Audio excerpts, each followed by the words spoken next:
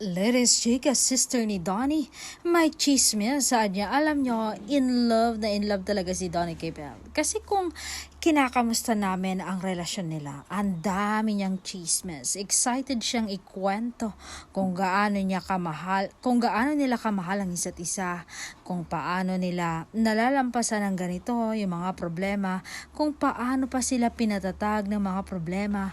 And isa pa, kinikilig ako kung paano ngumiti yung kapatid ko habang kinikwento kung gaano siya kamahal ni Belle.